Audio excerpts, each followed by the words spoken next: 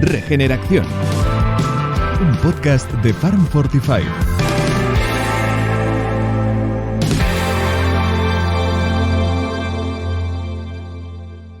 Lo primero, muchísimas gracias por recibirnos y por dedicarnos este rato para poder transmitir y poder compartir con toda la gente que nos escucha pues sobre vuestro proyecto y sobre los vinos naturales que bueno, que en definitiva pues son ahora mismo un producto súper valorado. Sabemos que en España a lo mejor menos que en otros países europeos, pero precisamente por eso queremos compartir todo este contenido con nuestros oyentes. Así que, Eduardo, Ignacio, la primera pregunta que os quiero hacer es si podéis explicarnos qué es un vino natural y qué tiene de diferente con respecto a un vino que no es natural. Bueno, no hay un reglamento que diga que es un vino natural.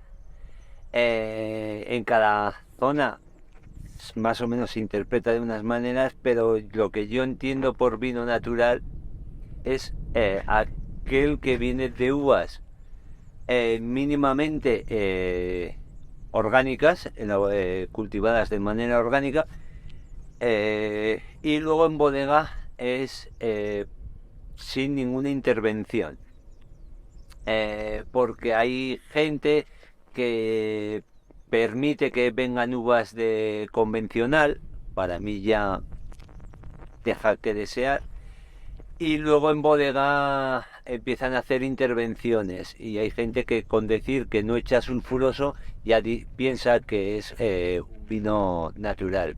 Detrás del vino natural hay más que no poner sulfuroso en un vino. Forma de trabajar, agroecología, respeto medioambiental, comarca, zona, un poco de todo, y luego respetar al máximo la uva en bodega, intentar manipular lo menos posible, aunque un poquito se puede hacer. Vale, perfecto. Como dices, Eduardo, el hecho de que un vino sea natural implica un manejo concreto tanto a la hora de producir la uva como luego a la hora de producir ese vino, el trabajo que hay en bodega. De este trabajo en bodega hablaremos un poquito en detalle en el episodio que podéis escuchar sobre la bodega y sobre la producción de este vino natural, pero aquí en Finca que estamos hoy, ¿qué particularidades o qué manejo podéis explicarnos que hacéis para conseguir este vino natural? Bueno, como he dicho, pienso que para que las uvas se pueda elaborar un vino natural tiene que ser un cultivo orgánico. En nuestro caso, aparte de estar certificados en ecológico, en orgánico, vamos más allá, estamos trabajando en agricultura regenerativa.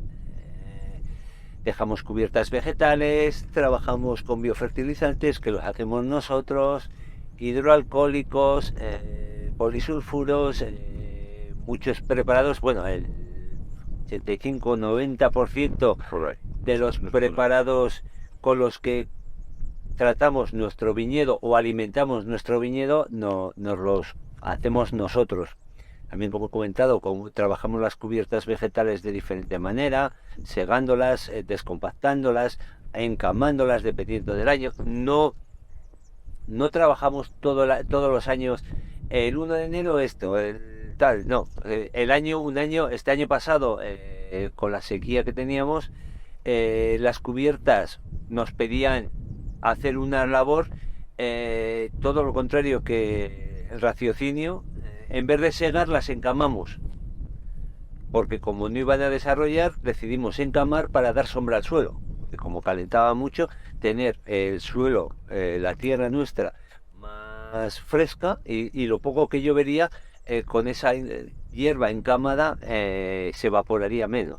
Entonces, por eso hay veces que te dicen, ¿y cómo lo trabajas todos los años? No, lo trabajo cada día dependiendo. Hay que ver la climatología, el tiempo y todo, cada año es diferente. Es súper interesante y me ha encantado la frase que acabas de decir. Dice, los productos con los que tratamos, bueno, con los que alimentamos al suelo. Al final, toda esta práctica regenerativa se basa en tener un suelo nutrido, en tener un suelo vivo. Y bueno, me parece que esa manera de ver las cosas, y como tú has dicho, cada día es un manejo diferente, es observar, poder ver qué hay que aplicar o cómo hay que manejar este suelo y vuestros viñedos y todo lo que tiene, como he dicho antes también, como un agroecosistema, con lo cual, bueno, vemos las diferencias totalmente visibles que hay con un manejo más convencional. A Eduardo, Ignacio, una de las prácticas que vemos que también se están incorporando cada vez más en la viticultura regenerativa es también la integración de ganado, pastando esas coberturas vegetales. En vuestro caso, ¿utilizáis también un ganado que entra en vuestras cubiertas vegetales? ¿Cuál es la situación? En nuestro caso está muy complicado el tema. En la comarca quedan 2 ganados, 2 rebaños de ovejas concretamente, pero en nuestro pueblo no queda ninguno. Entonces, para hacer un pastoreo hay que pedir 1000 documentos, 1000 autorizaciones a las guías del ganado para moverlos y tal. Y luego ya una vez que puedes o encuentras un ganadero que quiera venir, aparte de las pruebas de las guías que hay que hacer tal, ya cuando vas a firmar te dicen que tienes que tener un sitio donde estabularlas tal. Aquí en nuestro caso todos son trabas y todos son pegas. Al final acabaremos, no sé si sí o si no, pero igual acabamos dándonos de alta como explotación ganadera para decir tengo una explotación ganadera, con lo cual ya sea más fácil traer ganado de amigos. Es que además hemos hablado con amigos de otra comarca un poco al otro lado de la sierra nuestra tal, y no había ningún inconveniente, pero a la hora final de firmar los papeles se bloquea todo. Las autorizaciones, la burocracia, los funcionarios bloquean todo. Eduardo, Ignacio, la vuestra es una finca y bodega familiar que, si no me equivoco, empieza en los años 60 con vuestros padres. ¿Nos podéis contar un poquito el origen de vuestra bodega? Sí,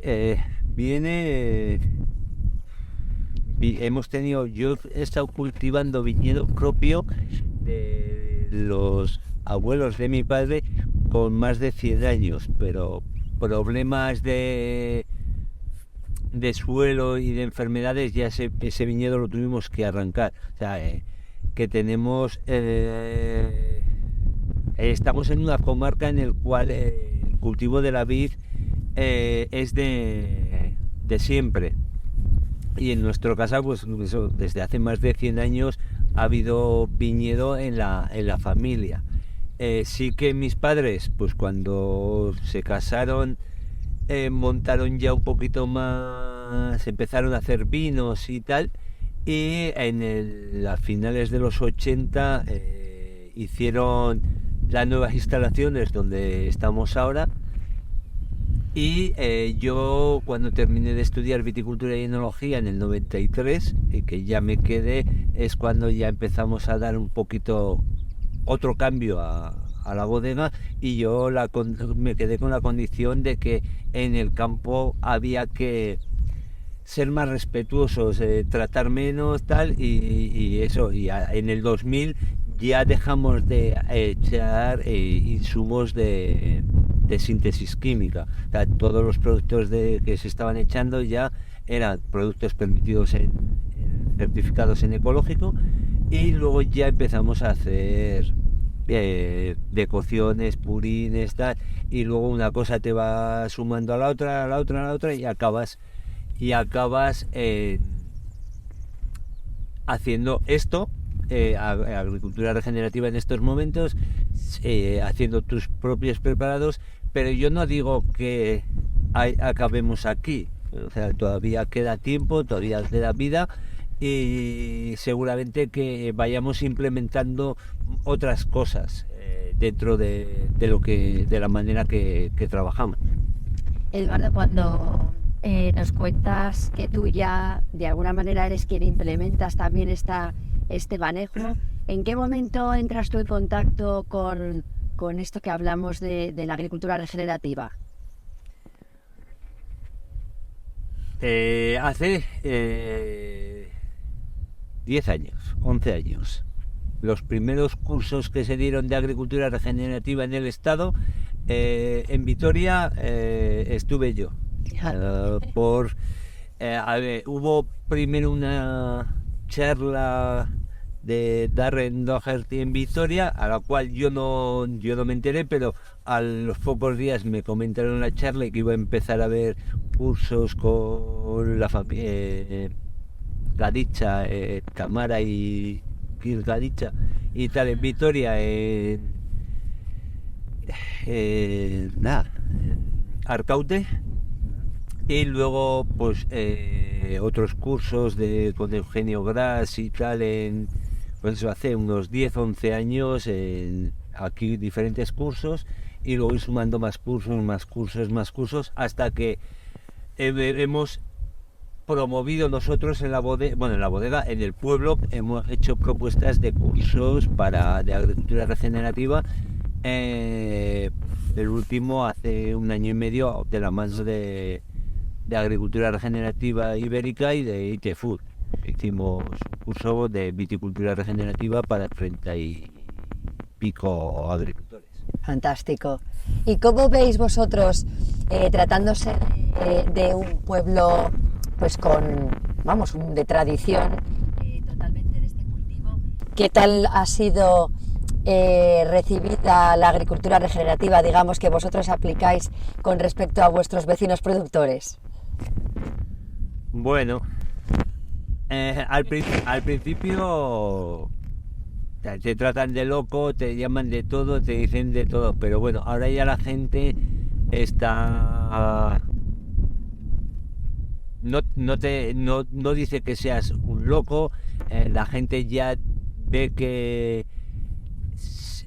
cultivando de manera ecológica o agroecológica también se pueden hacer las cosas, y por ejemplo en la comarca en general últimamente se están metiendo más hectáreas certificadas en eco, unas como biodinámicas, otras más en regenerativa y otras simplemente eco.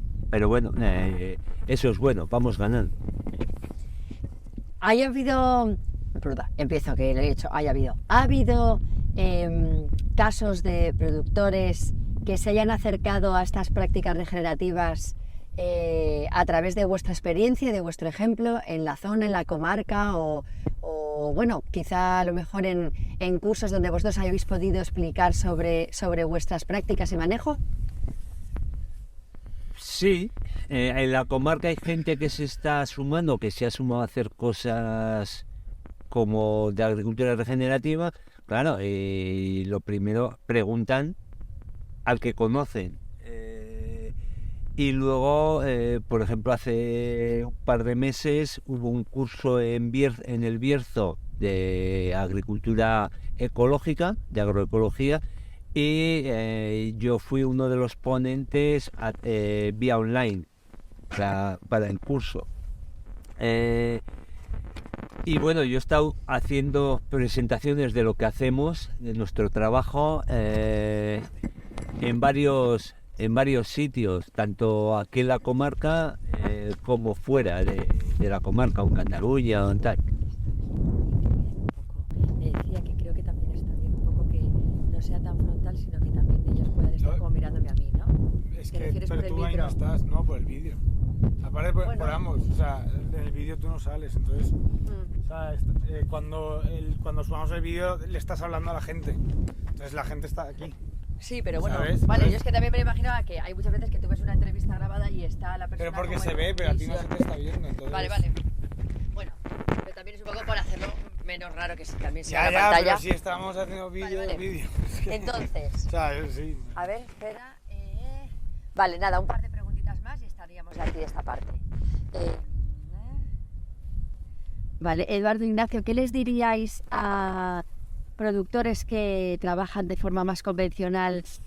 ¿Qué beneficios, qué ventajas, qué creéis que podríais explicarles de este manejo?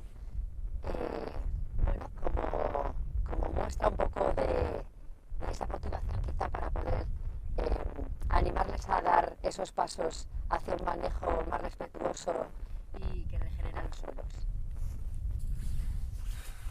Primero, que tienen que quitar el miedo. El miedo, sobre todo, al qué dirán los vecinos. Porque al final la presión del resto de los agricultores es bastante importante. Entonces, lo bueno es tener las cosas claras, enterarte, aprender. Ahora hay en internet hay muchos vídeos, muchas cosas en las cuales se habla de cubiertas vegetales, se habla de agroecología. Me da igual que sea regenerativa, biodinámica, lo que sea, pero cosas más allá que la mera agricultura ecológica. Entonces, que aprendan y que quiten el miedo al qué dirán los demás, los vecinos. Y luego que las hierbas no son malas. Las hierbas son indicadores de sanidad de un suelo, de enfermedad de un suelo, y son aportes de materia orgánica en los suelos, y de salud y de vida en los suelos, microbiología.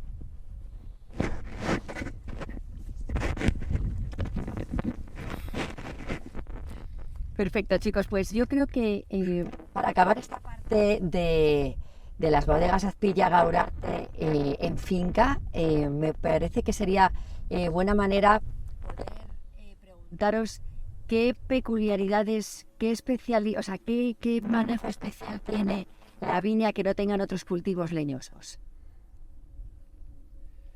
Bueno, yo creo que tienen el mismo, que es lo mismo. Sí. Yo creo que sí, dentro de lo que cabe. El problema no es la viña o otros cultivos leñosos. Para mí es la zona. Nosotros cultivamos viñedo y cultivamos olivar de variedad Arroniz, una variedad que se da solo en la zona norte del Ebro, en Álava y en Navarra. Y lo cultivamos igual que la viña. Sí que en el olivo hacemos el suelo, sí que es igual el cultivo, o sea, con cubiertas, con subsolados, nutriendo el suelo y demás. Y sí que en la parte aérea, a la hora de hacer los tratamientos o nutrir la planta para fortalecer la planta para las enfermedades, sí que al olivo hay que hacerle otro tipo de tratamientos o echar otro tipo de productos, otros biofertilizantes o tal que a la viña, pero porque es que no le atacan los mismos hongos. Entonces eso, pero a la hora de gestionarlo, pues sería la única diferencia en el momento de los tratamientos. Y si estaríamos hablando zona de secano rabioso, tanto en viña como en olivar, sería exactamente lo mismo, porque solo tendrías que tratar el suelo. La parte aérea no haría falta tratar para casi nada, pues porque las enfermedades, los hongos que enferman a las plantas lo tendrían mucho más difíciles. En zonas donde la humedad es alta y las tormentas o las lluvias son más altas, sí que los hongos del viñedo o del olivo se activan, y entonces sí que ahí hay que trabajar un poquito diferente. ¿Cómo se hace esa poda estacional? Es decir, yo había escuchado, porque yo tengo una pequeña parcelita en Candelera con dos plantas, dos villas, y me dijeron, hay que dejar como 2 yemas. Normalmente lo que se hace es, aquí como hemos empezado hace poco con la poda de respeto, y lo que tenemos que hacer es formar. Y lo que tenemos que hacer es buscar el ojo siguiente, no tener que al dejar el ojo sí, rompe aquí. A la vez que viene se corta este otro y ya le sacas el corte fuera de la cepa. Ajá. Normalmente lo que se suele hacer, suelen decir que se dejan 2 yemas más la ciega.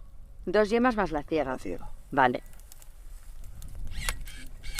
Se hacía en la poda de respeto siempre el ojo de arriba hay que dejarlo hacia el corte. Vale. Para que la hora de la poda del año que viene salga, lo tengas que cortar dentro de la cepa. ¿Cuántas niñas tenéis? ¿Cuántas hay? ¿Cuántas hectáreas tenéis en total? Vamos a empezar por las hectáreas. No, gestionamos, bueno, en propiedad tenemos 11 hectáreas y media, 12, no llegan. Pero parcelas, bueno, parcelas, lo que son parcelas, para nosotros lo que son parcelas, unas 28 diferentes. Esta parcela, para mí es una parcela, para la administración son 3.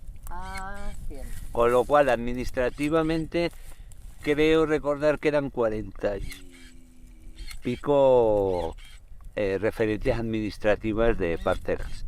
Pero eso, yo parcela le llamo a esta toda una, esta por suerte es de 1 hectárea, de las 12 hectáreas, esta tiene 1 hectárea. Allá arriba, aquel vaso de allá arriba del alto, Sí. Es 1,5 hectáreas, con lo cual si ya en 2 tenemos 2,5 hectáreas, en las otras 26 tenemos que empezar a contar. Tenemos parcelas de muy pocos metros, de 1.500 metros, 2.000 metros, y la más grande es aquella de allá con 14.000 metros. Parcela, creo que parcelas grandes con un único registro solo tenemos. Luego todas las demás tienen mucho registro. Y Eduardo, ¿desde cuándo dirías, o digamos, qué año comercializas tú tu primer vino regenerativo, digamos? El vino regenerativo de las bodegas de Zubillaga Urarte, ¿de qué año es el primero? Aproximadamente. No, el primer vino que sacamos al mercado con el sello Eco es 2011. Con el sello Eco, pero además ya estábamos haciendo también tratando por biofertilizantes y demás, más o menos. O empezamos, sí, ya empezamos porque cuando yo fui a certificarme en Eco, yo fui diciendo que iba a tratar, que estábamos haciendo cosas en Eco ya con biofertilizantes, polisulfuros y tal, y me pidieron toda la información. Y tuve que mandar un mail con tropecientas mil gigas de toda la información a ver si eso era válido. Ajá. Aquí al Consejo Regulador de Ecológico del País Vasco. En aquel momento ENEC, ahora Ecolurra. En aquel momento lo admitieron y pues eso, el primer vino que sacamos con sello Eco 2011-2012 y ya estábamos aplicando preparados biofertilizantes y demás. Lo que pasa que en ese momento yo empecé a conocer la palabra regenerativa. Como he dicho, desde el 2004-2005 estábamos utilizando ya purines, biofertilizantes, decocciones, purines, biopreparados hidroalcohólicos y tal, que no tenían, que sí tienen que ver con regenerativa, pero que no conocíamos la palabra regenerativa. Claro. Estábamos ahí en una línea entre la agricultura ecológica y agricultura o la agroecología, llamarlo de una manera. O sea, que digamos que... Vamos, sí, yo desde que... Desde principios de los 2000. Sí, yo cuando nosotros terminamos, cuando ya dejamos de echar todos los preparados de síntesis en el 2000,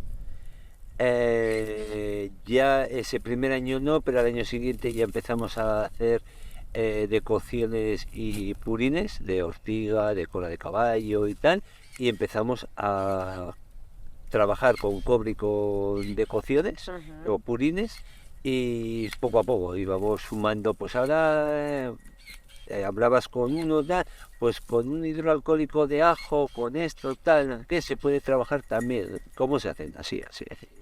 Y luego fuimos fumando cosas, hasta que una cosa te lleva a la otra y acabamos, como he dicho antes, aprendiendo de agricultura regenerativa.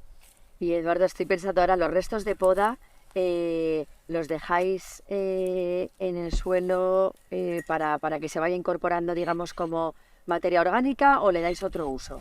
De momento, lo que hacemos es pasar una picadora, una desbrozadora, picamos, segamos la hierba, limpiamos la hierba y se pica los restos de poda. Se pican y se quedan ahí, y cada vez que pasas a segar y tal, se vuelven a picar un poco más, hasta que se quedan incorporados ya de manera global.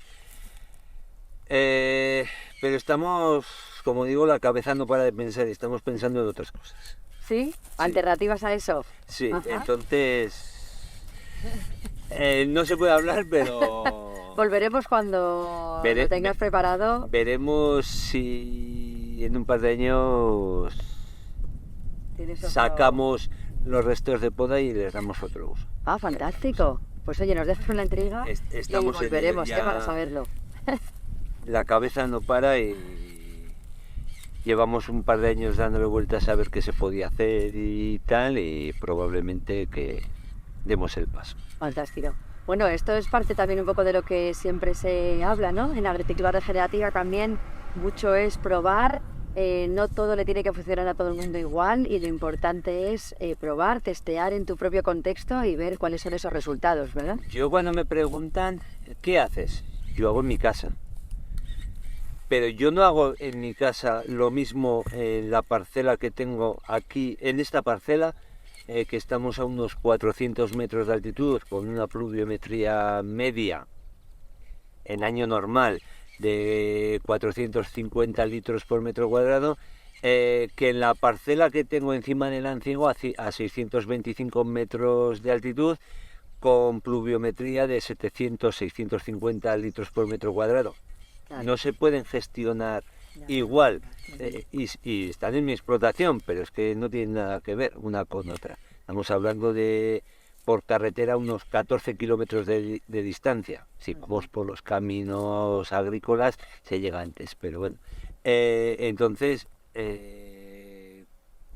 si yo tengo que explicarle a uno de Galicia, a los chicos del Bierzo, no, que es que yo estoy hablando de mi situación concreta, no del Bierzo. Hay que acomodar lo que yo te estoy contando a tu climatología, a tu suelo, a tus fincas y a todo. Suscríbete a nuestros canales de podcast en Spotify, Apple Podcast e iVoox. Síguenos en nuestras redes sociales, en Instagram @farm45 y en Facebook Farm45, y también en nuestro canal de YouTube. Y no olvides visitar nuestra web farm45.io. Regeneración, un podcast de Farm45.